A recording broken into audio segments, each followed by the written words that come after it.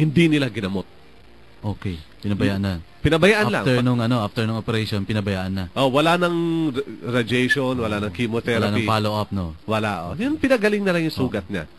Yung group number 2, binigyan ng isang well-known drug na ginagamit sa chemotherapy o yung panlaban. Pagkatapos operahan sa cancer, binibigay ang drug nito. So, binigay ito sa group number 2. Sa group number 3, binigyan ng curcumin. O yung extract ng luyan dilaw. Okay. At yung pang-apat, binigyan ng curcumin at binigyan ng gamot na panlaban nga sa cancer. Kinombine, oo. Okay. So, anong nangyari? Sa group A, na hindi ginamot pagkatapos operahan, 5% lamang ang nabuhay. 95% minalas. Kaya sabi ko, hindi pwede sa tao eksperimento na to. Baka walang pumayag na group A sila, no? Magalitan tayo. 95% mamamatay. No? Yun ay sa hindi ginamot pagkatapos ng operahan sila laban sa breast cancer. Group B, ito yung binigyan ng anti-cancer drug pagkatapos silang operahan. Ilang porsyento naman ng 25% na buhay. 75 yung namatay pa rin. Kaya wag po sana kakasama ng loob ng mga tagapakinig po natin ngayon. Pero totoo naman po na maraming inoperahan sa cancer ang hindi rin naman tumatagal ang buhay pagkatapos. 75% nga doon ay hindi rin nakasurvive doon sa study na sinasabi natin ngayon. Okay. Sa group C, binigyan ng curcumin lamang o katas ng luyan dilaw. Ilan naman ang gumaling? Kalahati, 50% gumaling. Mas malakas pa kaysa doon sa binigyan na anti-cancer drug. Ayos Doble. Sa group D lang, sa mo nangyari. Sa group D. Pinaghalo yung katas ng luyan dilaw. Pinaghalo yung gamot at saka yung curcumin. Yung curcumin. Kung sa atin pa yun ay Picure ang brand name.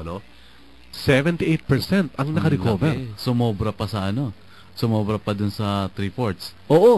Mahigit sa 3 doble ng nakasurvive nung binigyan ng anti-cancer drug lamang ang nabuhay ngayon. So ilagay na lang natin sa bawat sa 100 ineksperimento nila, 25 lang ang nakasurvive nung binigyan ng anti-cancer drug. 78 naman ang nakasurvive nung binigyan ng anti-cancer drug kasabay ng curcumin. Na siyang matatagpuan natin ngayon sa Picure. At tuloy pa natin ang ating mga talakayan. Marami pa mga katanungan dito, no? Oo nga marami pa nagte-text. Ito nga, itong katanungan natin, si Aldrin ng Sorsogon. Napakaganda ng Picure. Paano kami makakabili? Okay, saan makakabili ng Picure? Ito po ang Picure ay hindi nabibili sa mga over-the-counter. Ito ay nabibili sa ating mga distributors nationwide. Text na lang, Aldrin. Sabagay, nasa Sorsogon ka, no? Okay. Yung mga kababayan natin sa iba't ibang panig ng Pilipinas na gusto nyong malaman kung saan makakabili, pakitext lamang po ang inyong location at masasagot natin, mabibigyan natin kayo ng mga contact information para sa mga distributors natin dyan. Aldrin, sa Sorsogon ngayon, we have several people na nagpo-promote ng Picure dyan. Ibinabahagi magandang balita natin ngayon. Nandiyan nga yung natin, marketing manager natin ngayon, si Ralph. Si Ralph Godino. Nandiyan siya kanina, nag-seminar siya. Ng hapon.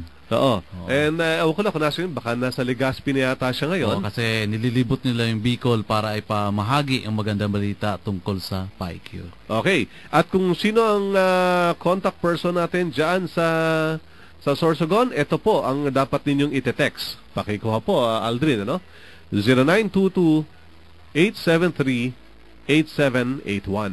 Ulitin ko po, 0922-873-8781.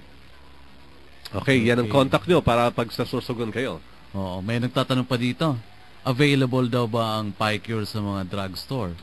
Yan ang hindi po available sa mga drugstores. Ito po ay available through our channel of independent distributors. At ito po ay meron tayo sa buong Pilipinas. Si Jerax ay taga Makati lamang. Lan, saan mo ba papapuntahin si Jerax ngayon? Si Jerax. Jerax, malapit lang kami dito. Nandito lang kami sa Ortigas. Sa Unit 1002, Center Point Building, Julia Vargas Avenue, corner Garnet Road, Ortigas Center, Pasig City. Bigay mo kay Jerax yung phone number. Jerax, ito 470-6141 hanggang 42. Okay. Mga kababayan, kung may katanungan pa kayo, Mari kayong magtanong dito sa mga sumusunod na numero. Kung mayroon kayong katanungan, tumawag lamang sa telepono bilang 470-1750 hanggang 470-1755 o mag-text sa cellphone number 0939-511-5292. Pinoy Negosyo at Trabaho. Balik tayo ulit sa Pinoy Negosyo at Trabaho. Lance, marami pang katanungan dyan. Okay, meron pa tayong katanungan dito, Richard, mula kay Aida of Cavite. Okay ba ang PyCure sa may myoma? Yan, ang myoma. Siyempre, katulad na nabanggit natin kanina, ang PyCure ay nakakatulong panlaban sa cancer. Iba't ibang uri ng cancer.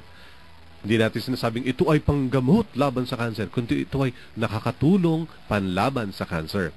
And according nga sa ating mga studies, ang cancer kasi ay merong iba't ibang stages. Meron yung pag-introduce pa lamang ng cancer sa katawan. Meron yung pagkalat ng cancer. O yun, hindi, pag-introduce, at saka yung pag-grow ng cancer, at ang pagkalat niyan. I'm just trying to explain it in simple terms. Ano? So yung pagsimula ng cancer, yung pagtubo, tsaka yung paglaganap na. No? Ang curcumin ay nakakatulong sa iba't ibang stages ng cancer. Mula sa initiation stage, sa progression, hanggang dun sa metastasis stage na kung saan kumalat na siya sa iba't ibang bahagi ng katawan. Sana hindi naman cancerous ang iyong myoma, Aida, no? Pero maraming natutulungan ito. At since nasa Cavite ang nagtatanong sa atin, marami pa ditong kasamahan tayo dyan, no? May mga kasamahan tayong doktora sa Cavite.